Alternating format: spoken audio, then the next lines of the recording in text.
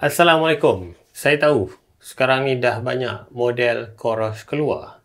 Jadi saya ada terima beberapa soalan, bang, Coros Space Pro atau Coros Nomad. So video kali ni saya akan ceritakan dengan anda perbezaan antara Coros Space Pro dan juga Coros Nomad. Kita akan sentuh beberapa perkara. Pertama sekali, dia punya harga paling utama, reka bentuk, hardware dia, software dia dan kesimpulan yang mana lebih sesuai untuk anda dekat hujung video.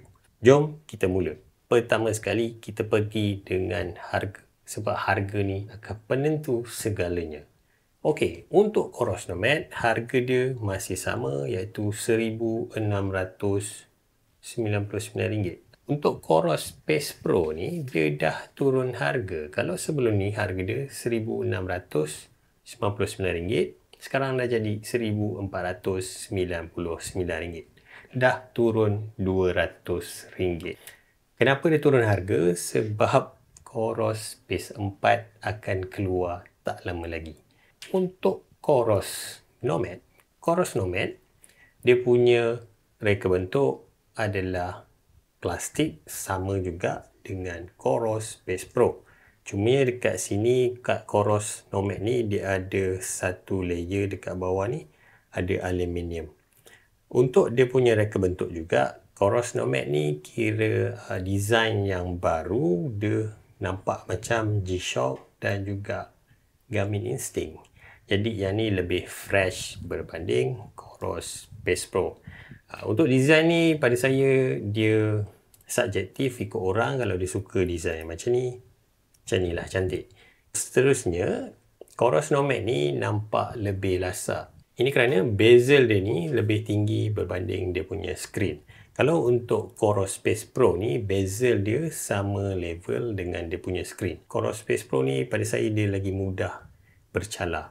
Jadi untuk keselamatan, kalau anda guna Coros Space Pro, seeloknya letakkan tempered glass. Kemudian untuk dia punya tali, Coros Nomad ni tali dia bukan lagi standard size 22mm, yang ni 24mm, agak besar sedikit.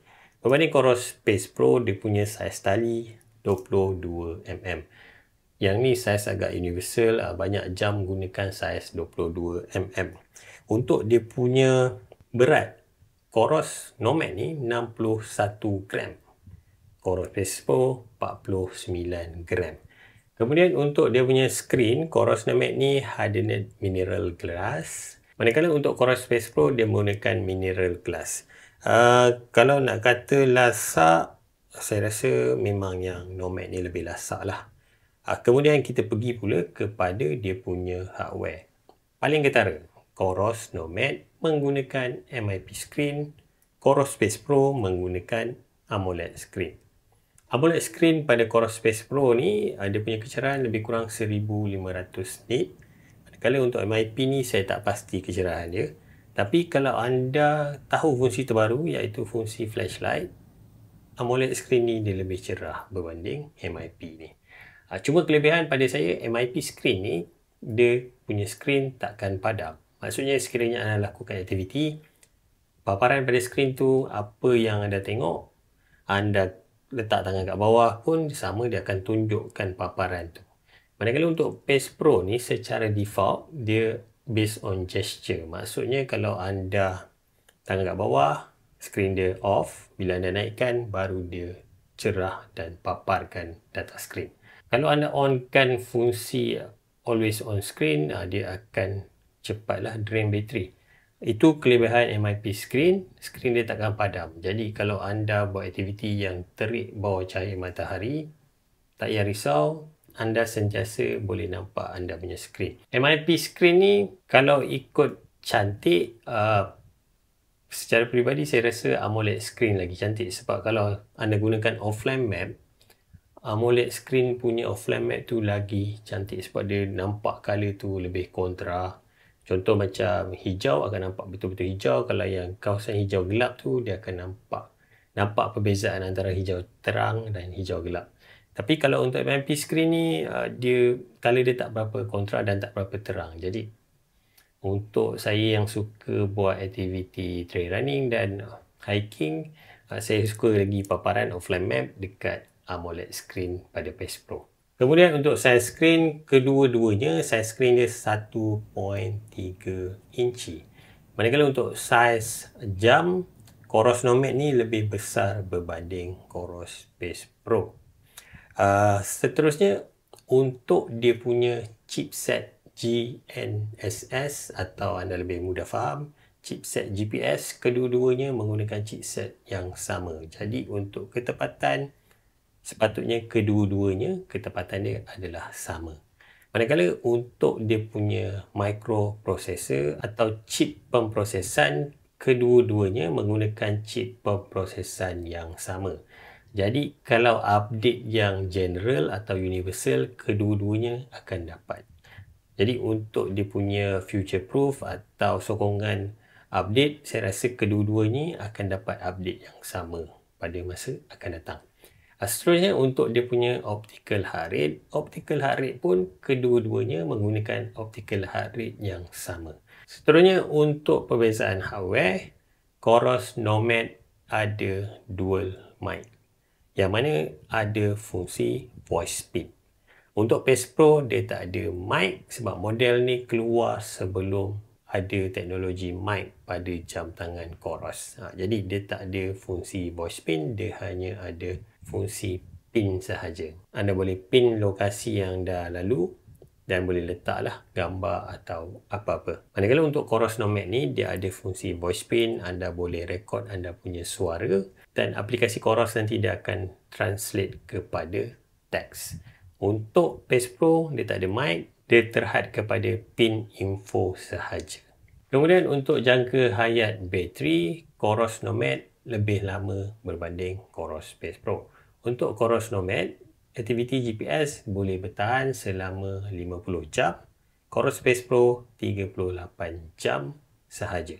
Manakala untuk smartwatch, Coros Nomad boleh bertahan selama 22 hari, Coros PES Pro 20 hari sahaja.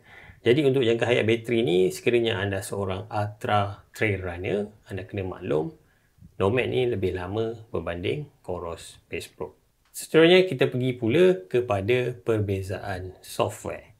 Paling utama dekat sini, Coros Nomad, kalau untuk widget, dia ada widget environmental.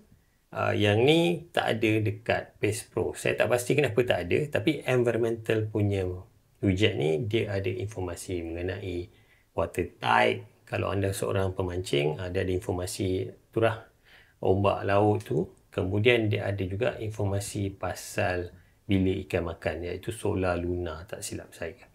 PES Pro tak ada buat masa ni. Jadi perbezaan yang paling ketara, Nomad ada widget environmental, Coros PES Pro tiada. Seterusnya untuk pilihan sukan. Sekiranya anda seorang pemancing, fishing mode hanya ada dekat Coros Nomad. Coros PES Pro tak ada fishing mode langsung. Saya pun tak pasti kenapa dia tak letak. Tapi mungkin ini cara untuk bezakan antara model Nomad dan juga PES Pro. Kalau dia dapat sama, nanti orang akan memancing pun akan beli PES Pro. Tapi sekiranya anda seorang pemancing nak gunakan fishing mode atau pilihan sukan fishing, Coros Nomad sahaja yang ada.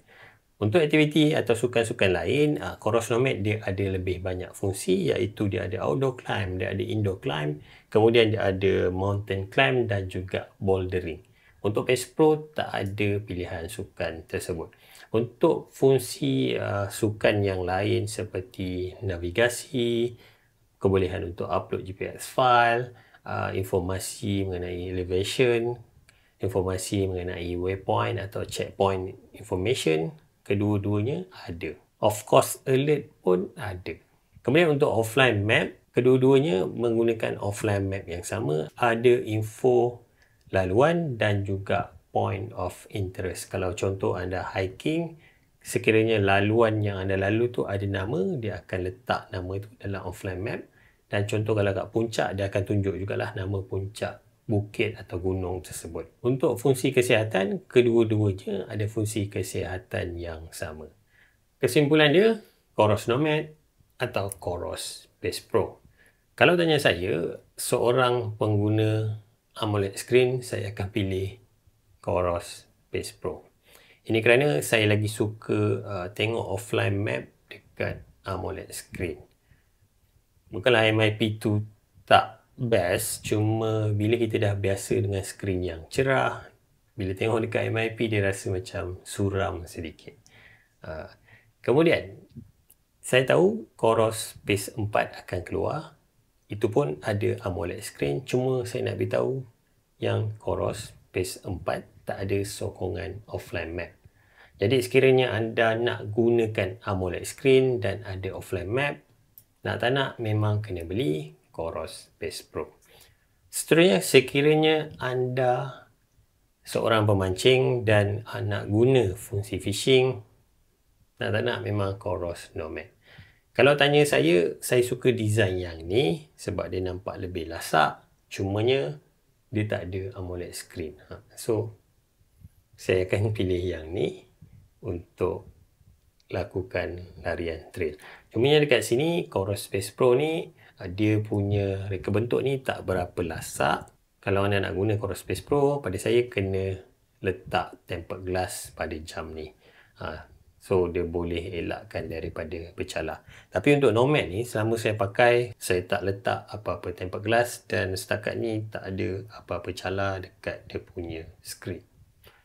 Jadi Coros Pace Pro, Coros Nomad, ikut kepada keperluan anda. Saya dah terangkan dalam video ni. Saya harap video ni sedikit sebanyak boleh bagi anda idea yang mana lebih sesuai untuk anda. Jadi itu saja untuk video kali ni. Kalau anda suka video macam ni, anda boleh letakkan di ruang komen. Dan selain itu juga, bantu saya dengan subscribe, like dan share video ni kepada kawan-kawan anda. Itu saja untuk video kali ni. Apa-apa pun, lari dulu, baru cerita.